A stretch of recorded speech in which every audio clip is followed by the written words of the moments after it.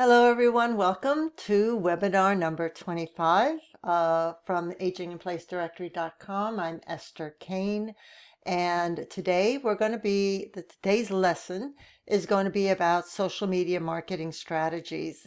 I'm going to try and do it specifically for aging in place professionals, but frankly, social media marketing is the same pretty much no matter what industry you're in.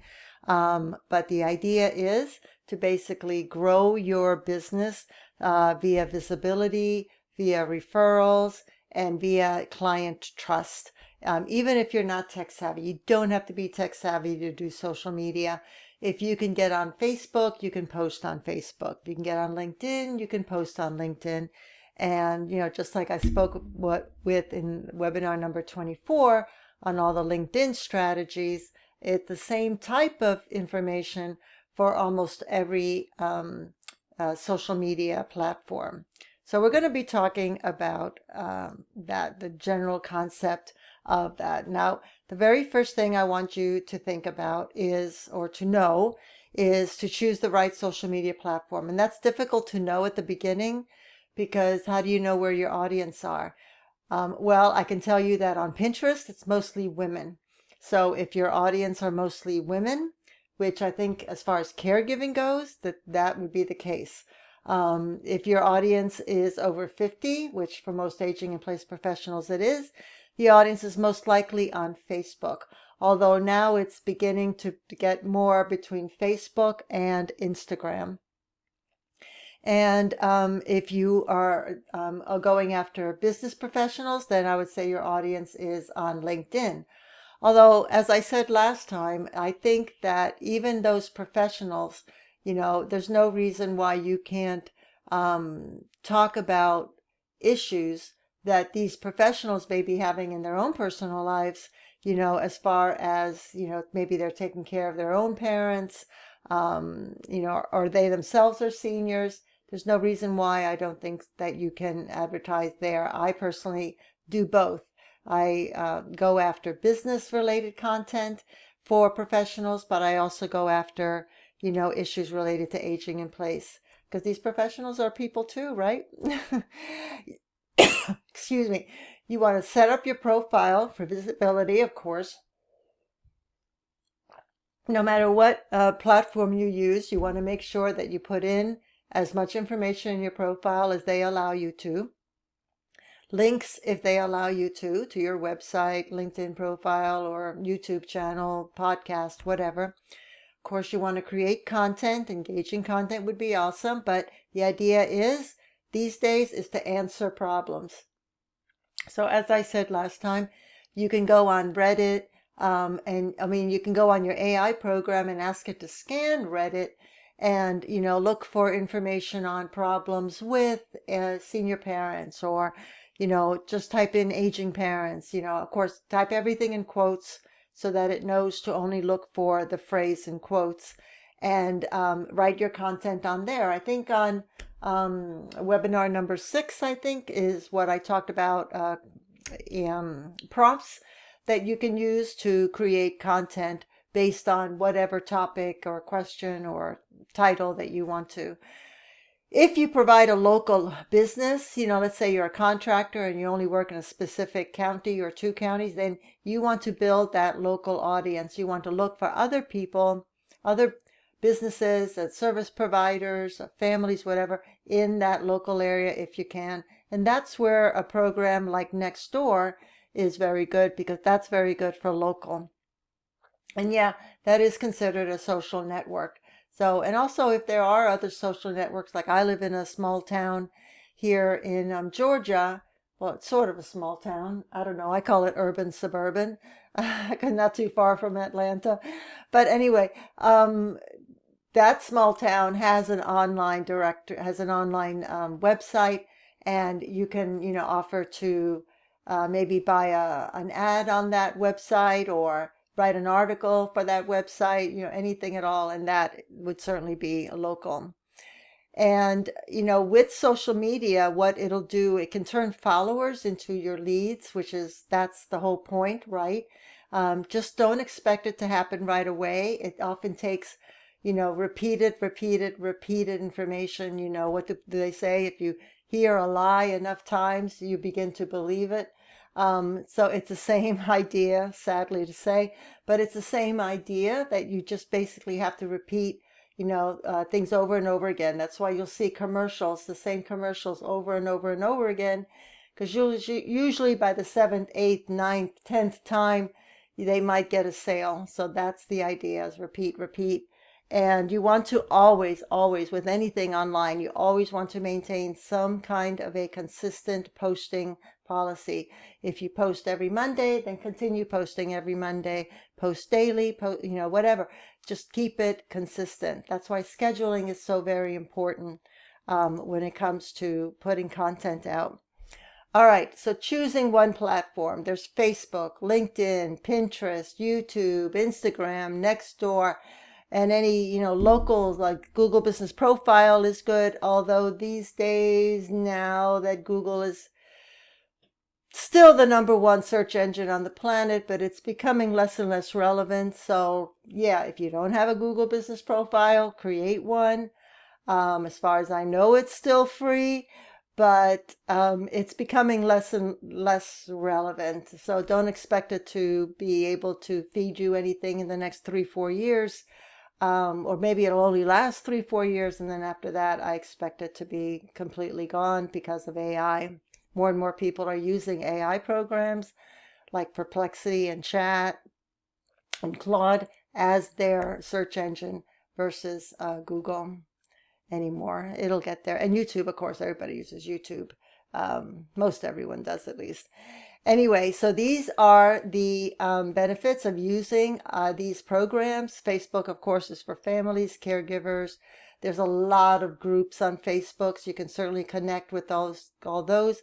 I always think support groups are a great way to showcase your services. Again, it's not about selling, it's about educating. Be there as an educator about what it is that you do and how you can help them, because that's what these people are there for. They're looking for help. LinkedIn is great for getting referral partners or, collaborating with other people on what you can do. Pinterest can drive long-term traffic. I mean, pins that I put up 3-4 years ago are still bringing me traffic, but it takes a very long time. I'm talking a couple of years for Pinterest to actually begin working for you. So don't give up if you can, although I will say Pinterest pins take some time to do because, well, there's a lot to Pinterest. I'll have to do a webinar on Pinterest, but YouTube is wonderful for evergreen tutorials. Education on YouTube is great. And I love it when those YouTube videos get reposted, or I get calls from colleges or businesses asking if they can use my YouTube video for their, maybe a meeting or a group or seminar. And I love that because it's a great way to promote not only my website, but my services as well. Instagram is great for short videos. If you use a program called Opus Clip, that can take your long videos and convert them to short videos, and that would be perfect for Instagram. Also, if you have Instagram on your phone, wherever you are, maybe you'll see a home that doesn't have rails on their stairs. You can say, this is an example of what would not be good for aging in place, or this is an example of what would be good.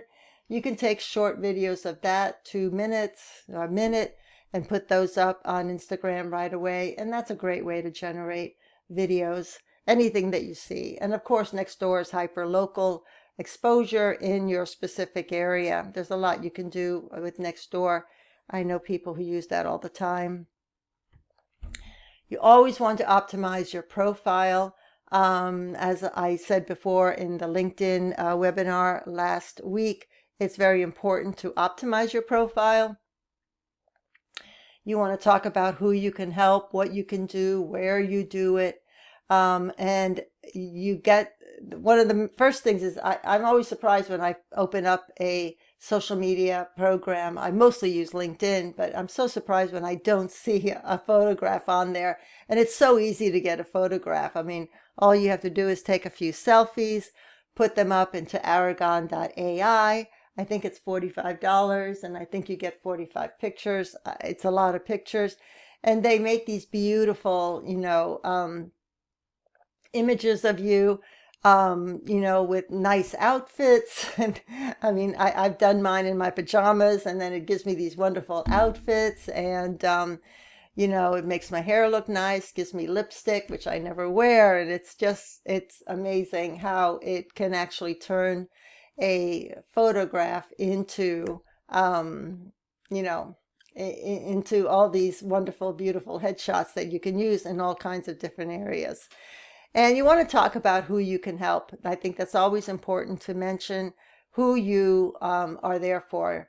Maybe one, if you do, like with Aging in Place Directory, I mean, I'm targeting homeowners who are aging in place or want to age in place, family caregivers of, older adults, or aging parents, and then I'm also targeting professionals in the aging in place niche. So I have three audiences that I'm targeting. And then within the aging professional niche, there's a ton of sub niches in there as well. So it's difficult to write a profile for all of them, but you can use AI, ChatGPT, Perplexity, or Claude to help you, fine tune it so that it can say in a nice, concise way what you're doing, who you're doing it for, and how you do it. I think that that's just a great, and you can experiment. The beauty of anything on the internet is that you can try one profile bio for 1 month, and then you can try another for another month, and you can see which one works better. And you can continue changing them, optimizing them, making them better and better. A simple brand kit. Now, I myself have never done a simple brand kit. When I opened up my internet marketing agency back in 2000, I started in 99, but I officially opened it in 2000. I was just trying to figure out what to do. I did have a logo, and from that logo, I chose colors from that logo to basically create my website. I didn't really have print material because everything I did was online. So I didn't need print material. But if you do have a logo, then I would take the colors from that logo. Now, some people choose colors and then do the logo based on that. I personally do it the other way around. But some people are very, very particular about their font, and the specific green or yellow or orange. And honestly, I have in all the businesses and all the hundreds and hundreds of businesses that I've worked in as an internet marketer, or my clients, I have never seen one thing be more effective than another. So I think just pick something that you find pleasing, that you enjoy, and just go with it. Just use that as your colors. Now, you can always rebrand. Now, rebranding doesn't always work, as we saw with Cracker Barrel lately. I don't know what happened there, but it's it's a little bit of a gamble sometimes to rebrand, but you can rebrand your colors, that's for sure. I don't know that that affects things too much, but in other words, just don't spend a ton of time. I've had clients spend months on choosing just the specific whatever, and it never really made much of a difference in their bottom line. So just don't fret over it. Choose what you like, choose what looks good to you, and just move on to the more important stuff, which is the content. But just in case you don't know what a brand kit is, it's basically a folder on your computer, or you can have it printed, but it's better on the computer these days. And that has all your company stuff. So you're going to keep your font styles in there. If you have a specific font that you use for your online newsletter, your logo, your print material, whatever, you have all of that in there. Your colors, your photograph, your templates, any kind of a log, anything at all. Your audiences. It's almost like a profile of who you want to serve and how you want to look to them when you serve. And that's really what a brand kit is. Again, I wouldn't spend a lot of time on that. Just keep that information with you, because if in 2025 you're creating a website or you're creating a business for your aging in place, and you spend, a day or half a day, whatever, picking out your font and picking out your logo and all of that, you want to save all of that on your in your folder on your computer, hopefully on a backup drive or flash drive, because maybe next year, maybe you want to go to a conference and you're going to need some print material.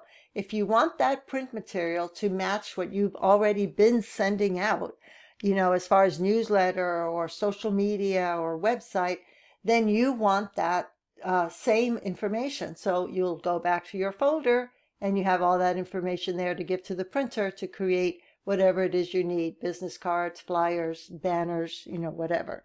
And that's really the purpose of the brand kit. And that's why it's important for social media marketing, because you want to establish a brand for yourself, be it a logo or colors or your name, whatever. I personally like to go with the logo versus the name, because eventually if you want to sell the company, it's pretty hard to sell your name to someone who doesn't have your name. Martha Stewart would have a hard time. All right. So you want to set up in your social media marketing, you want to set up a lead path. And all this means is a step-by-step route of how you're taking someone online. So let's say you create an article on Facebook. All right. So then while they're reading that article or looking at that photo or, whatever, when they click on that, or there's a link on there that is going to either contact you, maybe send you an email or call you, so that they can then become a client or a partner, whatever it is you're looking for. In other words, it's like a call to action. But it doesn't just have to be to contact you. It could also be to go to your website. It could also be to go to your Facebook page or your LinkedIn page or anything at all. So it's like a lead path. You're leading that person from one thing to the other, to the final goal of what it is that you want them to do. And hopefully they'll do that. So the steps for the lead path are discovery. So they have to find you on social media. They find you on whatever social media you're posting, a post or a pin or a graphic or whatever, or YouTube video, whatever it is that they're searching for. And then they have an interest in what it is that you're talking about. They can click on your bio, they can visit your site, whatever call to action that you have on there. And then they can actually do the next step, which is either, call you or download something or request a free quote or anything. You have to basically hold their hand through the process. And it's hard to do sometimes at the beginning because you're not quite sure. You don't see things the way a viewer sees things. That's why when I create something, I like to show it to my neighbors, my friends, and say, what would you do if you got onto this page or this link? And then I can get information from them about, how they see it. And that helps me to identify any gaps in that piece of information. And hey, what are friends for, right? So the 3 types of content that you can write are helpful content, which is educational, always stress education. Hopeful content, this could be motivational stories, things that you've done or seen, or, anything that's motivational, outcomes of certain projects. And then local community news, or maybe even national news, doesn't have to be necessarily local, but any kind of news or stories or events, anything like that. Maybe you went to a conference, or maybe there was a conference, or maybe it's, today is, what is today? October 8th, and I think it's Ageism Day. So, maybe you want to talk about that. Anything at all that you can put together. It doesn't have to always be the same old thing. You can mix these all up. And when you do your content calendar that I've spoken about before, you can do that. You can do, let's say, 10 educational, 3 hope, 10 here. And then you can just keep going on, can mix it all up. The work of marketing is really, in my opinion, 90% planning and 10% doing. It does require a lot of planning. But once you have the wheels rolling of that planning, it's not that difficult. But initially it is. But that's what I'm here for. I'm here to help you. So feel free to call me, text me, message me, anything at all. I'm more than happy, schedule time on the Calendly. And I'm more than happy to help you through any of this. If I can help you. If I can't help you, I can certainly look for somebody who can. So examples of content about, help, how to make your tub safer, rail mistakes, what a home safety assessment includes or looks like, anything at all. And basically, again, as always, I would go online, I would ask AI to scan Reddit, to scan Google, to scan YouTube, and say, can you look for information that someone who is planning to age in place, maybe you can even say that 50-year-olds who are planning to age in place, what might they be looking for, or what problems are they asking, or what are they anything at all. See what it is that the scans for Reddit, Google, YouTube, give you, and you'd be surprised as to what people are asking. And then if you can answer those questions, then that's what you want to write about.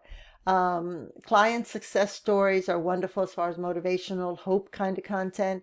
Why do you do this work? Well, who are you? Why are you passionate about it? What's your story? It's so important to hear what's your story. I used to hear that a lot on Shark Tank. The sharks would always ask the business owner, what's your story? We want to know your story. How did you get here? What's this? And usually some of those stories would get them so motivated that they want to help that person. And anything at all that you can do. I like the day in the life of an aging in place professional. I think I think that would be interesting. I've never seen anything like that. And then examples of here kind of content are, partner shout outs or volunteers, anything that's happening in the area, anything that's happening in the niche, the industry. Maybe there's some new developments, a new product, some new material, anything at all. You want to showcase that, talk about it, because that also shows that you're learning, that you're also in this process of learning and you're staying educated and on top of everything that's happening in your particular niche. I find that working in batches, and I've mentioned that before, helps me to streamline things. It seems to go faster. And when it comes to social media marketing, you definitely need to streamline because there's so many multiple steps involved in social media marketing that it's important to if you do it in batches, it's easier to keep that up. So an example is on Monday, I create 10 images for newsletters but now I already have the topics of my newsletters of what I'm going to write about. What I did is one day, a long time ago, I wrote, I asked AI to help me write 365 topics that I could use for newsletters for this target audience, for this website. And it gave me 365 topics. And then every month, the beginning of the month, I add 30 more. And it keeps going and keeps going. That way I'm always a year ahead. So all I have to do is just open up that spreadsheet, do the next 10 titles that don't have images, and just create those images. I use Ideogram to do that, and I've mentioned that several times before, but Ideogram is an excellent tool to use for creating images. And on Mondays, then I also write all my newsletters because I already have the images. I already have the information that I'm going to write, and I use the prompts to create it and edit it, and all I have to do now is just copy and paste because I've already done all that work before. On Tuesdays, I create images for Pinterest. On Wednesdays, I create the titles and descriptions for those Pinterest articles that I'm going to, be posting. And then on Thursday, I actually upload the Pinterest pins I use buffer.com, and that uploads them to Pinterest, Facebook, and LinkedIn. So it's all in one swoop. Fridays, I create images for upcoming LinkedIn articles. And on Saturdays, I write 10 LinkedIn articles. Again, I use prompts to write this, and I'm always ahead. I'm always 30 or more days ahead. That way, if I got sick, if anything were to happen, life happens, I'm always ahead of the game. But this is just an example of how you can break it up into batches. Instead of trying to do all your Pinterest things in one, on one day, it'll take up the entire day. So you want to break it all up. I basically use LinkedIn and Pinterest. I do upload to Facebook and LinkedIn because I use that buffer, but I don't do very much on Facebook, and I just don't do very much on Facebook. I'm not a big Facebook fan, never really have been. So I find that for me, it hasn't worked very well. And anyway, so LinkedIn and Pinterest are my two main things. And also I want to stress that it's important that you start with one social media. I don't care if it's YouTube or LinkedIn, just start with one of them. Because if you try to do all of them, or if you try to do multiple, it can be very overwhelming. So start with one, get into a groove, a pattern of doing that one. 6 months from now, you can introduce another one. It takes time. It always takes time. So don't stress out about things not working out, right away. They rarely do. But if you find a formula that works for you, that works right away, I hope you share it with me because I would love to know.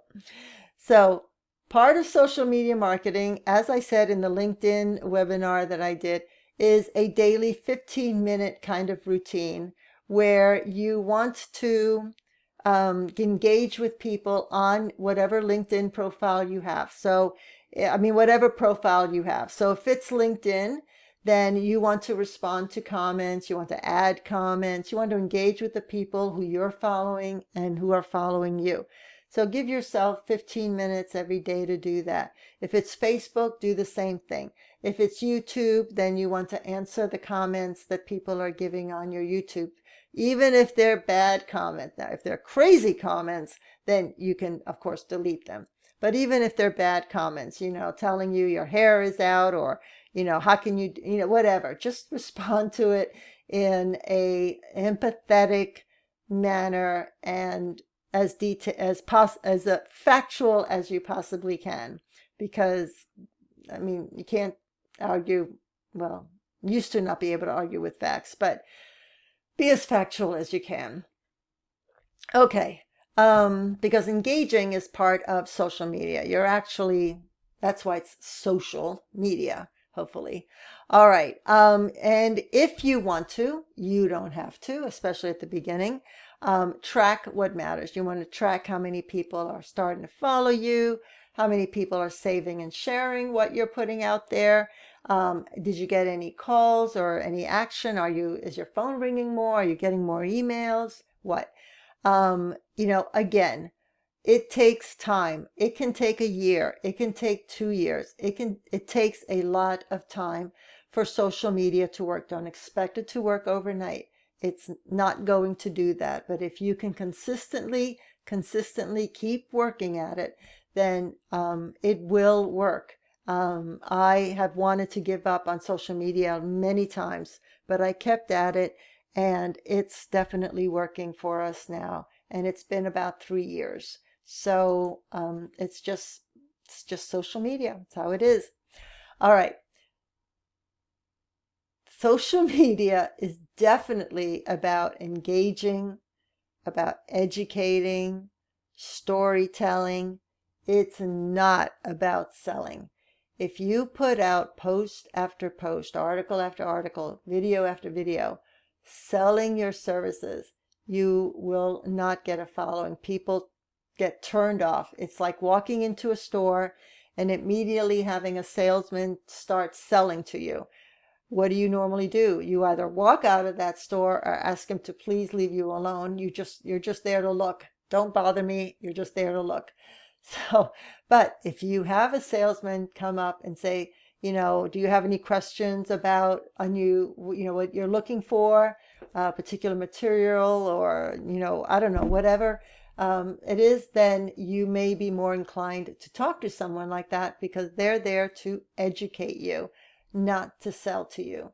So show that you care, share your knowledge, and stay consistent with that.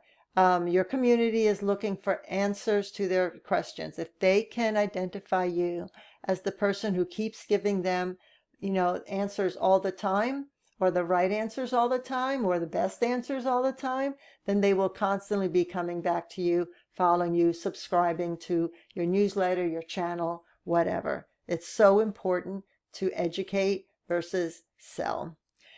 At the very end of a lot of your content, if you wanted to, you could, of course, give some kind of call to action. Here's a handout of a checklist you can use. Here's my Calendly link or my schedule link, book 15-minute call with me. I'm more than happy to speak with you, or a Zoom meeting, whatever. Anything at all. You want to do some kind of call to action that they can take. Visit my article. I have more information on this topic here on my website. Click here. Anything at all. It shows that you're giving them what they need plus more. What was it? A lot of businesses will say, give what they expect plus a little more. And then that's how you gain the trust of your customers, and they'll keep coming back. And that is social media marketing. So when you hear about people doing social media marketing for a living, now you know why there are people that do it full time, because it really and truly is, or can be, depending on how many social media, programs you're on, it really can be a full-time job. Now, is it a full-time job for each business? I don't think so.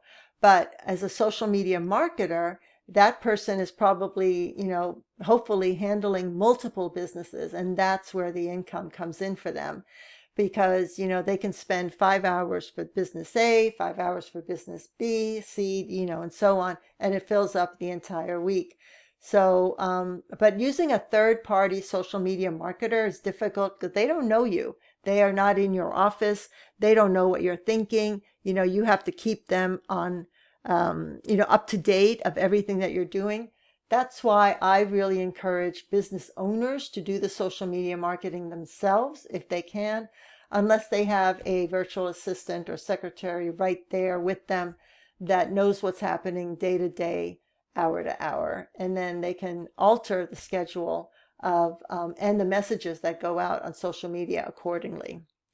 Anyway, that's the webinar for today. I hope you got some good information. And if you need anything, as always, let me know. I'm here to help you. And I will see you next time.